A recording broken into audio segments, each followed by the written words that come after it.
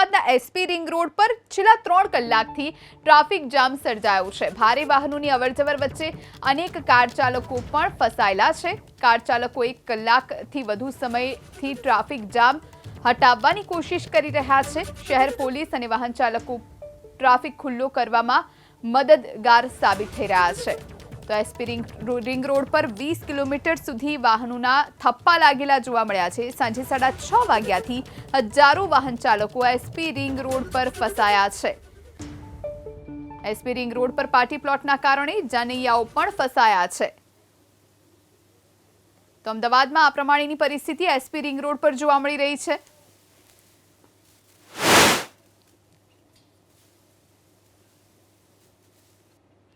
SP ring road ઉપર 1.5 થી 2.5 કલાકનો ટ્રાફિક જામ સર્જાયો છે અને પોલીસ તો અહીંયા આગળ પહોંચી, પણ સવાલ ઉભા થઈ રહ્યા છે કે અમદાવાદ ગ્રામ્યની હદમાં આવતો આ રોડ છે, શું પોલીસ પાસે સ્ટાફની અછત હતી કે પછી પોલીસને અંદાજો ન હતો કે આખરે અહીંયા આગળ આ પ્રકારની પરિસ્થિતિ સર્જાય છે? કારણ કે હજી પણ વાહન ચાલકો છે તે તો અહીંયા આગળ મુશ્કેલીમાં મુકાયેલા છે, પણ ધીમે ધીમે કરીને આ જે ટ્રાફિક છે તે અહીંયા આગળ ખુલ્લો મૂકવામાં આવી રહ્યો છે અને પીએસઆઈ કક્ષાના જે અધિકારીઓ છે તે અત્યારે ટ્રાફિક ખોલાવવા માટે અહીંયા આગળ પહોંચ્યા છે અને જે ટ્રાફિક છે તેને હળવો બનાવવાનો પ્રયાસ કરવામાં આવી રહ્યો છે। વાત તેમની સાથે કરવાનો પ્રયાસ કરીશું। સાહેબ, આ ટ્રાફિકની પરિસ્થિતિ પાછળ કારણ શું આટલો ટ્રાફિક જામ થઈ? અહીંયા પાર્ટી પ્લોટો આવેલા છે, બહુ અસંખ્ય પાર્ટી પ્લોટ, એક જ સાથે એક પાર્કિંગની અંદર 500 ગાડીઓ આવી ગયેલી છે અને એક જ ટાઈમની અંદર એક જ સાથે આવી ગઈ। આપણો બંદોબસ્ત હતો ખરો? હા, બંદોબસ્ત છે, બંદોબસ્ત હતો, પરંતુ અહીંયા આગળ અનેક પાર્ટી પ્લોટ આવેલા હોવાના કારણે ટ્રાફિક જામ થયો હોવાનું પીએસઆઈ પોતે સ્વીકારી રહ્યા છે। જો કે આ તરફ જે લોકો છે વાત તેમની સાથે કરીશું, કારણ કે પહેલાં પરિસ્થિતિ એવી હતી કે માત્ર 4 વ્હીલર ધારકો અટવાયેલા હોય, પણ અહીંયા આગળ તો 2 વ્હીલર ધારકો પણ અટવાયેલા છે। દાદા, કેટલા ટાઈમથી અટવાયેલા? કેટલા ટાઈમથી અટવાયેલા છો તમે?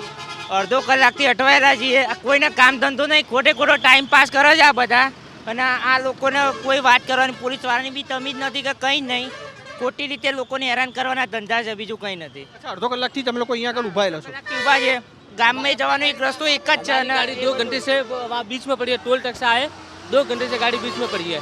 आप क्या कर रहे हैं? अभी गाड़ी वहाँ पे छोड़ के आ गई आप?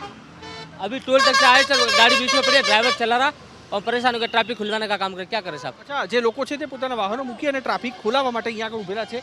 આ દ્રશ્યો જે અહીંયા જે વાહનો છે, બસો છે, તેને ખોલાવવા માટે ટ્રાફિક પોલીસ છે તે અહીંયા આગળ પહોંચી તો છે, પણ આટલો મોટો ટ્રાફિક થયા બાદ ફરી એક વખત ટ્રાફિક ક્યારે ખુલશે તેઓ સમજી શકાતું નથી। કેટલાક યુવાનો અહીંયા આગળ આવ્યા છે અને જે પોલીસ છે તેની મદદ કરતા જોવા મળી રહ્યા છે। સતત અહીંયા આગળથી ગ્રામીણ વિસ્તાર અને અમદાવાદમાં પ્રવેશવાનો વિસ્તાર છે અને જેના કારણે અહીંયા આગળના જે રસ્તાઓ છે તે પહેલેથી પહોળા બનાવાયા છે, પણ એકાએક વધુ પ્રમાણમાં ગાડીઓ આવી જવાના કારણે જે વાહન ચાલકો છે તે અહીંયા આગળ મુશ્કેલીમાં મુકાયા અને અહીંયા આગળ વધુ એક કાર ચાલક આવ્યા છે।